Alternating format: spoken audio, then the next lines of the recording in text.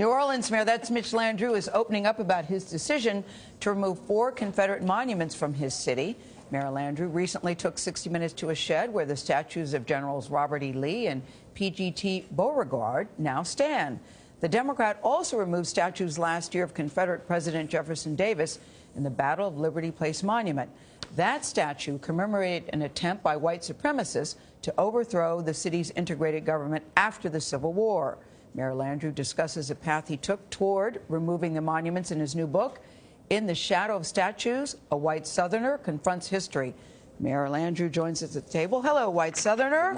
Good morning. How are you? I was so moved by your book, Mayor. I have to say, I was very moved by it. There were so many things in it I didn't know and didn't really think about until I was reading your book. But this all started from a conversation with Wynton Marsalis, who's an old friend of yours. It did. The context was, of course, you know, the city was destroyed by Katrina, and thank the rest of Americans for helping to stand back up. But as we were building the city back and reconstructing it, the mantra was, don't put it back like it was, put it back the way it should have been if we would have gotten it right the first time. And so as we began to prepare for our 300th anniversary, which is in a couple of weeks, by the way, I asked Wynton to help me, and he said, well, I'll help you. He said, but you really ought to think about taking down the Robert E. Lee statue. And I said, well, why would I do that? And he said, well, have you ever thought about who put it there or why it's there or what impact it has on people like me?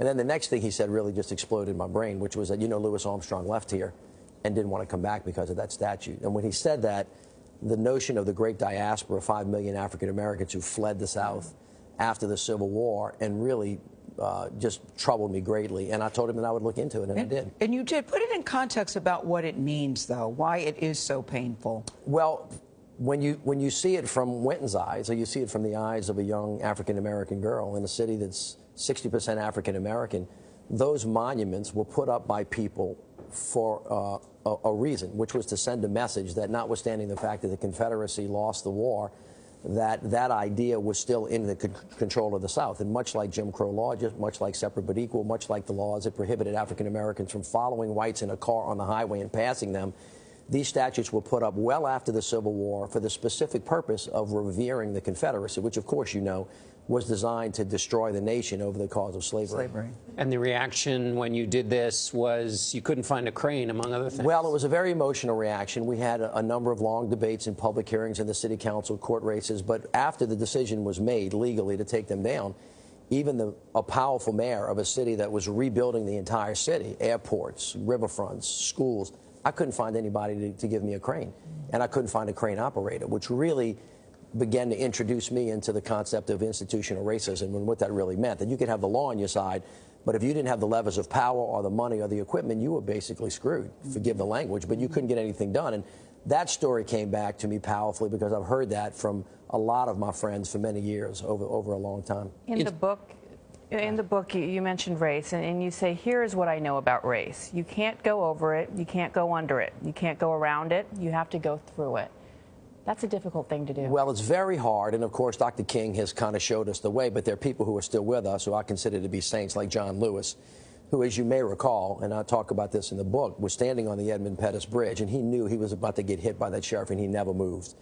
And he's walked us through this difficult path because we really don't know how to talk about it in the country. It's very uncomfortable. And the point that I'm making in the book is based on my experience. It's very hard, but you have to talk about it, and you have to walk through it. We have to give each other a lot of room. And the book really is more of an invitation than it is a judgment or an accusation for people to see the world differently based on what the real history was. So how do you have that conversation with people who who aren't giving you the crane? How do you have that conversation? Well, you do it by taking down monuments. You do it by giving speeches. You do it by getting people around the table to actually say, can you see the world from our perspective? And so the book is about race, but writ large, it's about discrimination. It's about really getting back to what makes us really great Americans, which is judging people based on their behavior, not what they look like, where they come from, what their religion is, what their origin of their nation is, really on behavior. That's the idea of America, which makes us great. But you said, Mayor, whenever you would waver, listen, you got death threats, you were threatened. Yeah. When it came to take the statues down, you had to have police escorts, sharpshooters wearing what do you call it, the bulletproof vest. Yeah.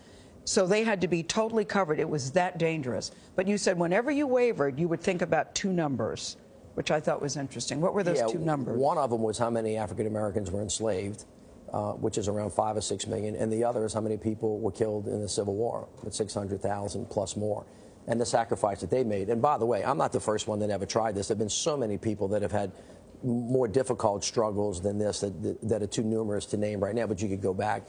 But even your own dad told you not to do it. Even my dad told me, well, he was afraid because he had been the mayor of the city of New Orleans. He knew what the issue of race was about. His life was threatened when he was 29 years old and I was in utero when he voted against the segregation package when Jimmy Davis and a lot of folks were around. So he knew that this was not a safe thing. Having said that, a lot of other people have made greater sacrifices than I will ever make to this particular cause. So when that happened, I just tried to remember the other people that had courage and just kind of kept walking, and a lot of people helped. This was a communal effort. This is not something clearly that I did by myself, or the first one to actually talk about it. I love that you wanted to be an actor before a politician. I absolutely did. I still do. Some people say they're the same thing. Well, do we dare think Mitch Landrieu 2020? No, ma'am. Okay. But thanks for What does Moon think?